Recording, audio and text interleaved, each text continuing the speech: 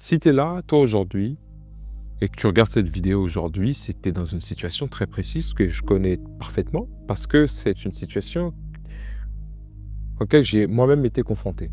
En fait, tu fais des efforts, tu travailles sur toi au quotidien, tu regardes du contenu pour améliorer ta vie, tu explores même la spiritualité parce que tu es un malin ou tu es une maligne, tu as compris que la vie est bien plus magique que ce qu'elle laisse paraître. Bien.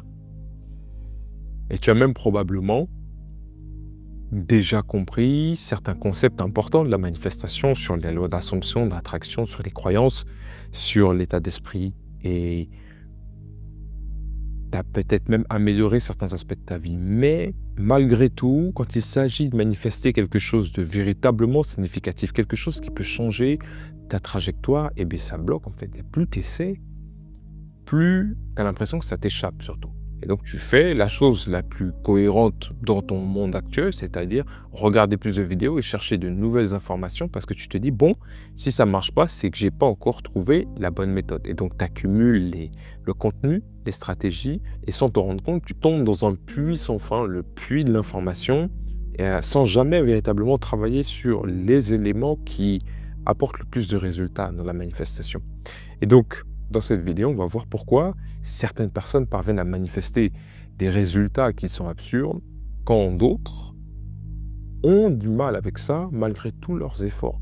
Et je vais essayer d'être le plus clair et limpide par rapport à ça. Mais j'ai pas envie de faire comme d'hab, à t'expliquer les trucs, et puis que tu vas affirmer, puis que tu vas machin, et que la loi de ci. Parce que si tu es là, toi, c'est que tu connais déjà un peu ce genre de choses, ok ? Et si ce n'est pas le cas, je t'invite à regarder d'autres vidéos de ma chaîne. Voilà. Mon objectif ici, c'est de te faire vivre, en fait, une compréhension. Je veux que tu la vives là. Donc, on va s'amuser. On va s'amuser. Et, en tout cas, moi, je vais m'amuser. Et pour le faire, on va comparer ce que c'est que de manifester 1 euro, une somme équivalente à 1 euro, et 100 000. C'est parti.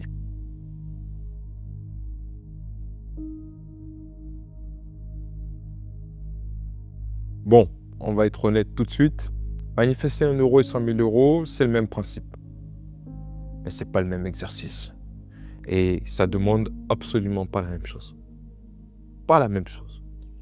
Ok, donc pour que tu puisses bien comprendre ce que je veux dire par là, je veux que tu choisisses une somme.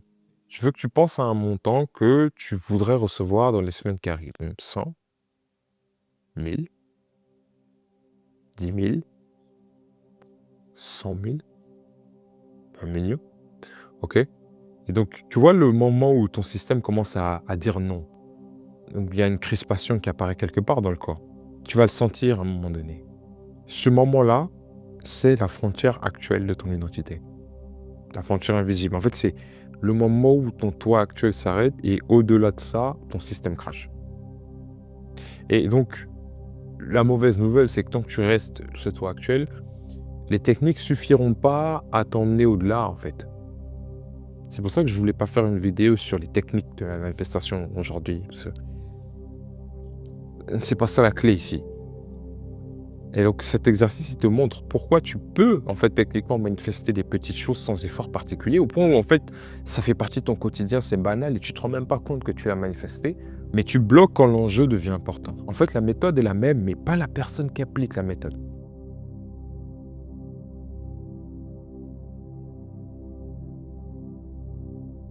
Si je te disais que le mois prochain, tu allais recevoir une somme de 1 euro. Voilà, que ce soit une pièce, que ce soit en tout cas une somme équivalente à 1 euro. Tu vas manifester 1 euro le mois prochain. Comment tu te sens dans le corps ? Ok ? Comment est-ce que tu te sens à l'idée de pouvoir manifester 1 euro le mois prochain ? Bon, moi je suppose que tu ressens pas de crispation particulière, qu'il n'y a pas de tension, que tu acceptes assez aisément cette possibilité, cette idée. Donc tu vas faire ça. Ok, ce sera ton défi de la semaine. Tu vas choisir quelque chose de tellement insignifiant pour toi, que ce soit trouver une pièce de 1 euro, un café qu'on pourrait t'offrir, un animal que tu ferais passer, ou même un modèle de voiture que tu n'as pas l'habitude de voir dans la rue. Donc tu vas pendant quelques jours visualiser au réveil une scène où tu as déjà cet objet, ou tu es déjà en tout cas en présence de cet objet, sans chercher à ressentir une émotion particulièrement vivace par rapport à ça, mais simplement en le vivant, vraiment en l'incarnant, ok? Au point où c'est quelque chose que tu considères comme acquis. Voilà. Voilà. Tu peux aussi affirmer que tu as cette chose, que tu as vu cette chose. Donc tu fais ça pendant quelques jours et tu n'y penses plus. Voilà, tu passes à autre chose. Tu vérifies plus, tu n'analyses plus, tu laisses tout simplement la vie suivre son cours. Et tu verras que ça va apparaître dans ta vie. D'ailleurs, je t'invite à venir en commentaire après et de me partager en fait ce que tu auras vécu. Et tu vas me dire, waouh, ça a fonctionné. Je vais te dire, oui, ça a fonctionné, bien sûr, mais uniquement parce que ton identité s'est pas mise en travers, en fait. Tu vois, elle est déjà alignée avec cette possibilité. Bon, ça t'arrive tous les jours sans que tu t'en aperçoives. Mais là où ça se corse, c'est quand tu veux obtenir beaucoup plus que ce que ton identité actuelle accepte.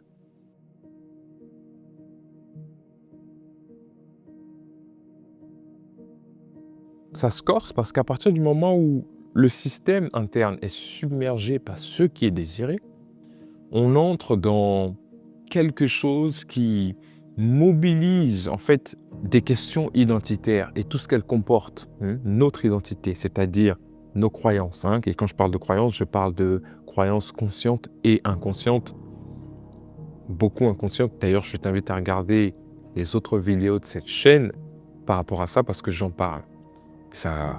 Cette identité, elle inclut aussi le mensonge d'incarnation qui pour moi est la croyance cardinale autour de laquelle s'articule notre existence. Il y a un terme dans le film Matrix que j'aime beaucoup et Morpheus utilise ce mot. On parle d'image intérieure résiduelle. Ok, j'aime beaucoup ce terme. Mais dans le vocable de la manifestation, on parlera en fait de self-concept. En fait. Et donc, lorsque tu cherches à manifester non plus 1 euro, mais 100 000, en fait, l'enjeu, c'est plus l'exercice, c'est plus la technique. En fait, l'enjeu, c'est de faire face à toutes les parties de toi-même, tout ce qui en toi te dit que c'est pas pour toi, que ça prend du temps, que ça demande beaucoup de travail, que t'es pas ce genre de personne. Et en fait, c'est justement ce dialogue qui vient structurer et manifester la réalité que tu vis au quotidien. Et donc, la raison pour laquelle j'ai pu obtenir les résultats dont je te parle ici, c'est qu'à un moment donné, je visais un certain type de montant et puis j'ai été confronté à, en l'occurrence, j'ai travaillé avec un coach aux États-Unis qui avait qui se fixait en fait des objectifs si délirants qui forçaient en fait à, à revoir la façon dont je pouvais me projeter dans l'avenir. Et donc j'ai toujours été quelqu'un d'extrêmement optimiste qui se voyait fortuné. J'avais pas de blocage fondamental par rapport à ma capacité de générer de l'argent. Parce que j'ai grandi, il faut dire la vérité aussi, dans un cadre où euh, le dialogue a toujours été de dire l'argent est disponible, il est accessible, il est fluide, on peut aller le chercher, on peut le prendre, c'est beau. Donc j'ai jamais eu de problématique par rapport à ça. Mais quand même, il fallait monter un cran au-dessus. Et cette personne-là m'a forcé à changer la façon dont je pouvais me projeter, vraiment. Et quand je te parle de ça, je te parle de personnes qui pouvaient générer 100 000 euros en une journée. Là, on parle de mois, là, on parle d'années. Il y a des gens qui font ça en un jour. Ok, ça te force à te dire, ok, mais en fait, déjà, c'est possible. Et ça m'a poussé à me projeter, à me dire, non, je peux faire cet argent là. Donc, je me disais, je vais faire cet argent-là, au point où c'est devenu un automatisme. Et je me suis dit, bah oui, en fait. Et les gens autour de moi l'attesteront. En fait, je partais du principe que c'était déjà bon, mais ça a demandé un travail identitaire. Et donc, ce travail identitaire-là, c'est exactement ce que je te demande. Et pour être totalement honnête, aujourd'hui, quand je pense à des paliers qui sont plus hauts, je sens beaucoup plus haut quand je te parle. Je sens une crispation actuelle. Une crispation dans mon plexus solaire. Je la ressens. Rien qu'à l'idée d'y penser. Et donc, je sais qu'il y a un travail identitaire à faire à ce niveau-là. Donc, on va faire un deuxième exercice. Je veux que tu prennes un objectif là tout de suite, comme je viens de le faire, qui crée un inconfort chez toi. Tu sais, où tu commences à rationaliser, où l'esprit commence à résister, où le corps commence à être sous tension. Et je veux que tu écrives, une fois que tu as trouvé cet objectif inconfortable, toutes les phrases qui pour toi sont normales pour pouvoir obtenir cet objectif. C'est-à-dire, voilà, ça prend du temps, je suis pas encore au niveau, faut que j'apprenne plus. Bref, toutes les pensées naturelles qui émergent à l'idée de gagner une telle somme. Et ensuite, tu vas relire toutes ces phrases à voix haute et observer en fait ton corps, comment ils sont quand tu les dis à haute voix. OK? Toutes ces phrases-là.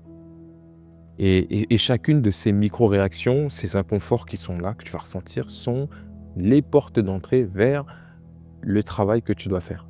OK? Donc tu l'auras compris, le travail de manifestation, c'est un travail des plus durs, en fait. C'est-à-dire enlever tout ce qui t'empêche d'entrer dans la version différente de toi-même et qui permet ensuite, et je dis bien ensuite, à la technique de faire son petit effet. Parce que, évidemment, tu pars pas de zéro, tu viens pas de nulle part. Tu es là avec un bagage, des souvenirs, des expériences, des phrases et des normes que tu as intériorisées. Et donc, c'est sur ça qu'il va falloir vraiment travailler au fond. Et c'est souvent la chose sur laquelle les gens travaillent le moins. Donc, je vais te proposer un dernier petit exercice. OK? Je veux que tu choisisses un souvenir lié à l'argent de préférence, puis c'est quand même le cadre de cette vidéo, qui a pu renforcer chez toi une identité de manque, de limitation. Et quand tu auras trouvé ce souvenir, je veux que tu le réimagines. Comme si c'était déroulé différemment. Au point presque de le ressentir vraiment différemment, quoi. Tu le réécris dans ta tête. Voilà. Parce qu'après tout, pourquoi pas? Voilà, aujourd'hui, la psychologie et les neurosciences montrent à quel point notre mémoire est malléable. On a souvent des faux souvenirs et ces faux souvenirs nous caractérisent parfois tout aussi bien même que les vrais. Et c'est quoi un vrai souvenir d'abord? Tout ce dont on se souvient est altéré, flou, confus avec le temps. Un détail oublié par-ci, un autre embelli par-là. En fait, les souvenirs ne sont pas des enregistrements fidèles de notre passé, ce sont des reconstructions mentales, influencées par nos émotions, nos croyances, nos préjugés de l'époque.